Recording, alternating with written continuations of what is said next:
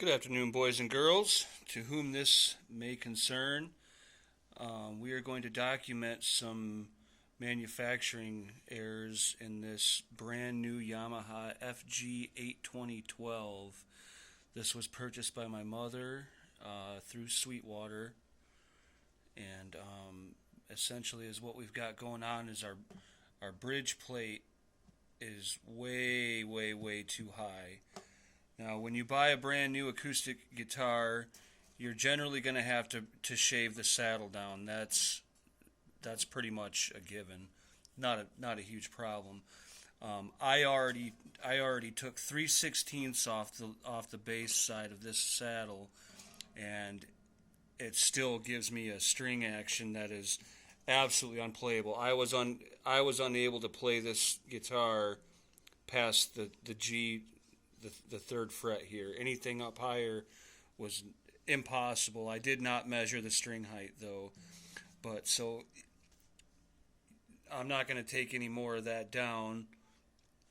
So what we have here is we don't even have a saddle in the bridge, and this string is under a little bit of tension, and it's ringing.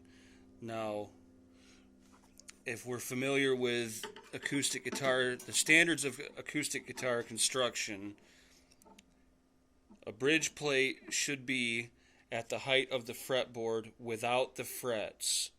Now, obviously we have the frets installed, and you can see this straight edge is hitting that bridge. So if we were to take, I'm gonna assume that those frets are probably about 35 thousandths, maybe 40. So if you can imagine, this straight edge should be even lower than these frets, and we can see a major error in that bridge plate. So is what we're gonna do is we're gonna use a little bit of ingenuity, a little bit of experience, and we're going to fix this without using a hammer.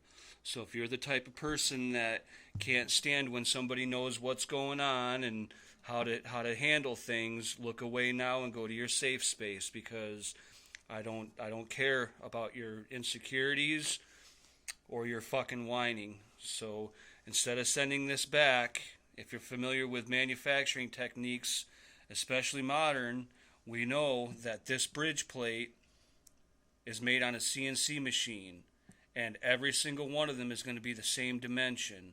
So if we send this back to Sweetwater and 2 weeks later we get another one, we're going to have the same problem.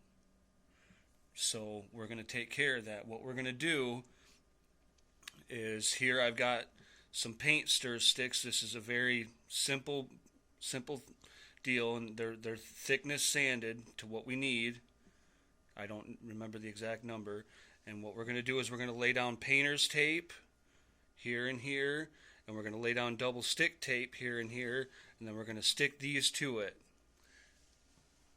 And then that's going to establish the desired height of that bridge plate. And I got a piece of ground aluminum stock that's going to get sandpaper on the bottom of it, and it will go just like this.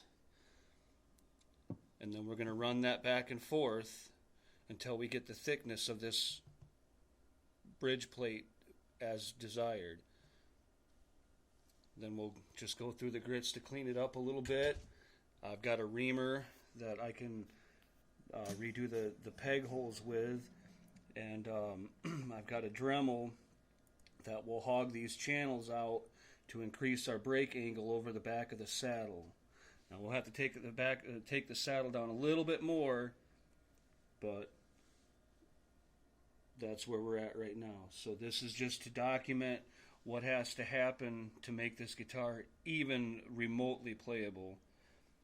I'm sure it's a fantastic instrument. This nut has to come way down to, you can't really see it, but that's even without, without even having a saddle in there. You can see just how high that nut is. Well, these strings aren't under tension, so those don't count. But and the fretboard is straight. I've adjusted the truss rod to keep that straight.